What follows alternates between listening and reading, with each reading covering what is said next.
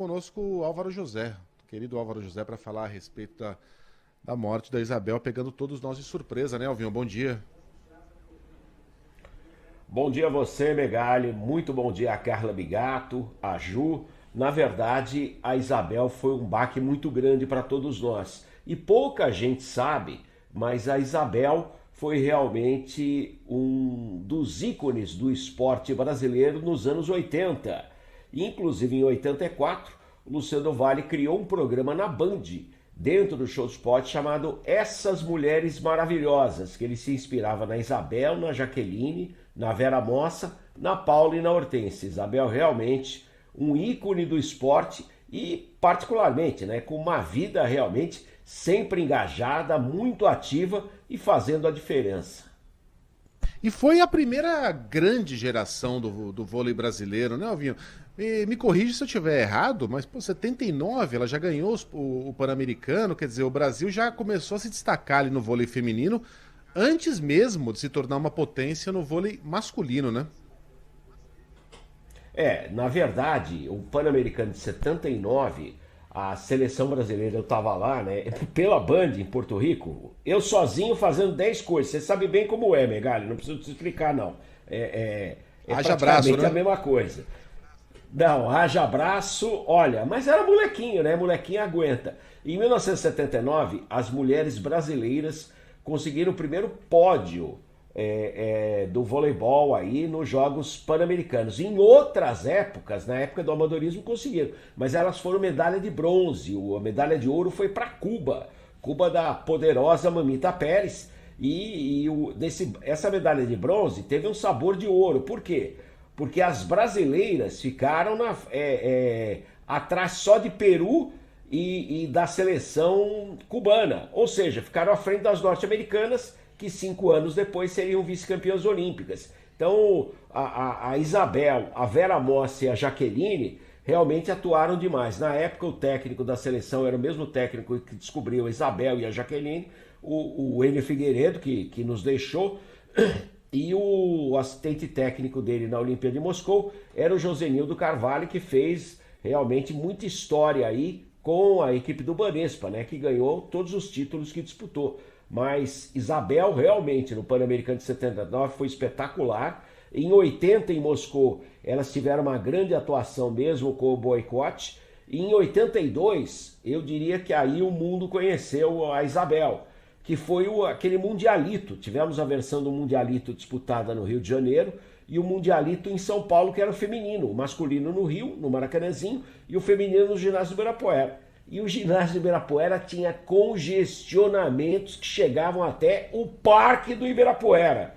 Tal a vontade aí de todo mundo acompanhar o voleibol que foi levado a esse tamanho, essa estatura naquela época pelo Luciano do Vale.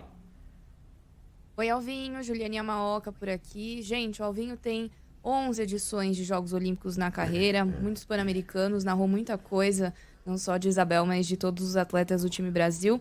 Queria que você falasse de alguma recordação, né, Alvinho? Você estava falando do PAN de 79, foi a sua estreia como narradora, estreia da Isabel. Queria que você falasse de momentos importantes que você narrou ao longo da carreira dela, que não foram poucos, né? Porque, afinal de contas, são 2 participações em Jogos Olímpicos da Isabel.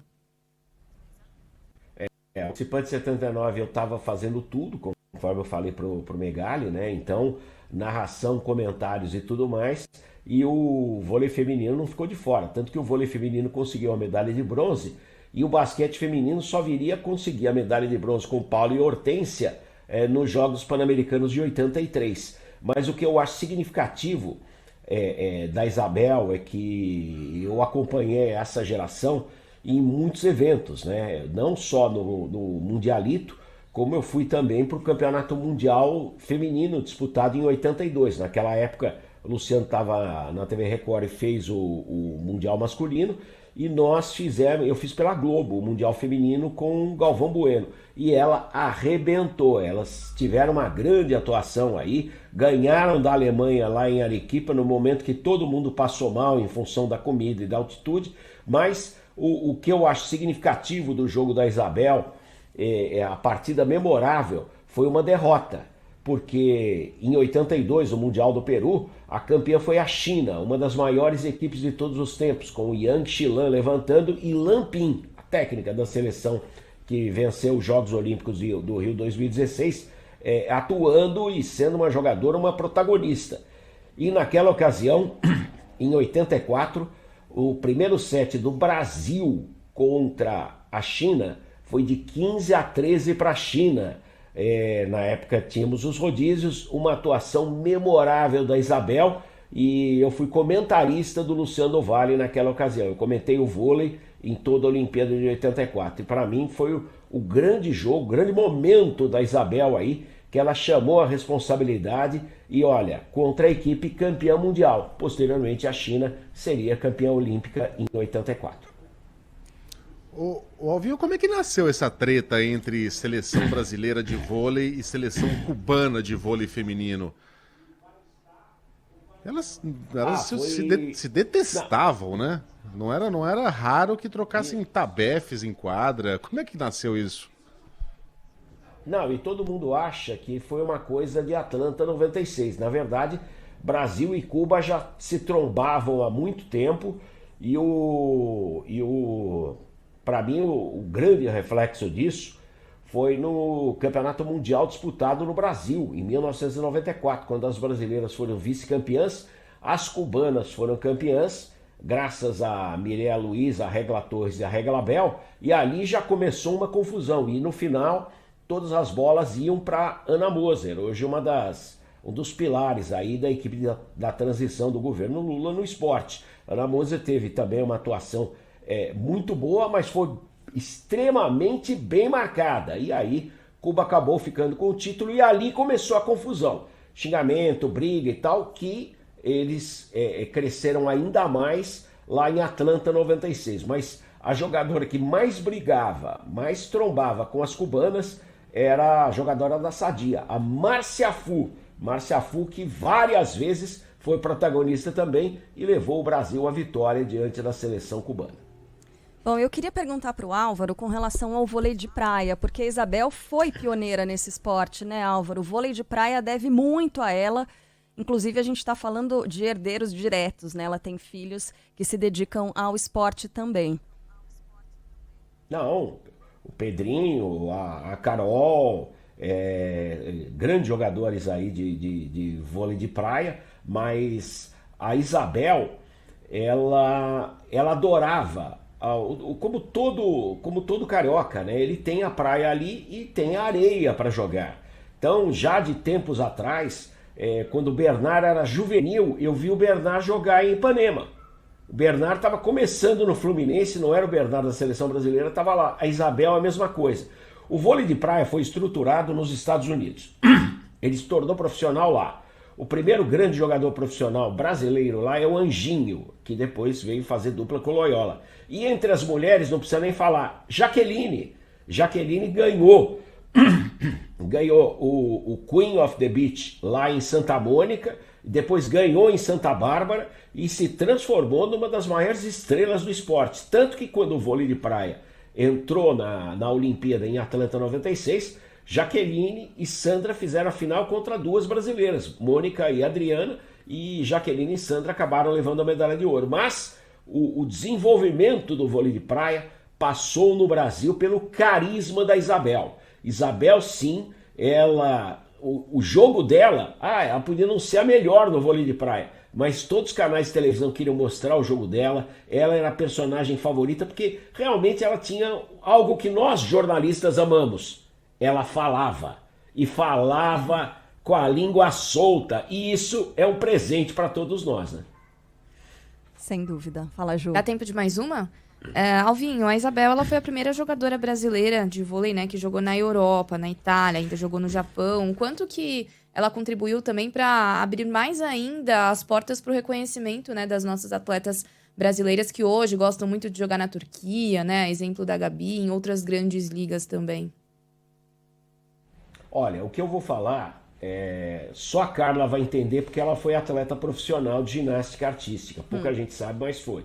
O que acontece? Os primórdios do esporte, o time da Isabel treinava 3 vezes por semana, segunda, quarta e sexta, 2 horas por dia, e depois do jogo era um misto e um refrigerante para recompor as energias. Isabel entrou na era do profissionalismo do esporte lá fora, porque lá fora todo mundo treinava todo dia e se dedicava ao esporte. Primeiro no Japão, com semiprofissionalismo, as jogadoras trabalhando, entre aspas, 2, 3 horas pela manhã na fábrica, e depois sim, almoçando e se dedicando a treinos pesados.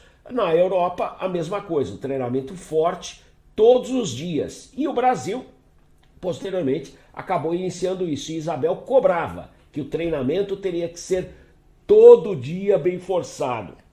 E isso, o exemplo que nós tivemos de tudo isso foi exatamente o Campeonato Mundial Juvenil realizado no Brasil, tanto no Rio quanto em São Paulo, o masculino e o feminino, aí 5 anos antes do Mundialito, quando Isabel, Marta, Jaqueline realmente arrebentaram, e o Brasil no feminino treinava todos os dias durante 6 meses numa concentração absurda, e o masculino concentrado no Cefam, na Avenida Brasil, no Rio de Janeiro. Foi a partir daí que se criaram as seleções permanentes, e a partir daí o vôlei brasileiro começou a fazer a diferença. Mas a Isabel fazia exatamente isso. Ela cobrava mais treinamento e mais profissionalismo. Na minha opinião, é o grande legado dela.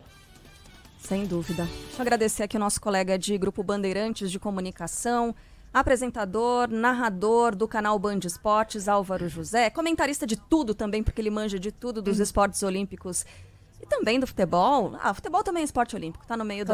Mas o pessoal costuma colocar numa caixinha separada, né? Escolheu bem o Mas time. enfim, O futebol nasceu da Olimpíada. O futebol nasceu da Olimpíada. Porque, primeiro, o Uruguai ganhou as medalhas de ouro dos Jogos Olímpicos de 1924 e 28, por isso virou a Celeste Olímpica, e ganhou o direito de sediar a primeira Copa do Mundo. Criou o Estádio Centenário e sediou a Copa do Mundo de 1930, que ele, o Uruguai, venceu. a pessoa sabe tudo. Né? É uma enciclopédia. Então, tá aí, é uma Viva enciclopédia. a Copa do Mundo também, a Olimpíada. Nos vemos na quinta-feira, Álvaro José. Propaganda aqui, Carlinha, toda quinta-feira à noite a gente tem o Maratona Band Esportes. Essa quinta é o último do ano. Então, para quem quiser nos prestigiar, né, Alvinho, das 8 às 9 da noite. Não é o último, não. Tem programa gravado. Último ao vivo, ó, puxando a minha orelha, Alvinho. Beijo.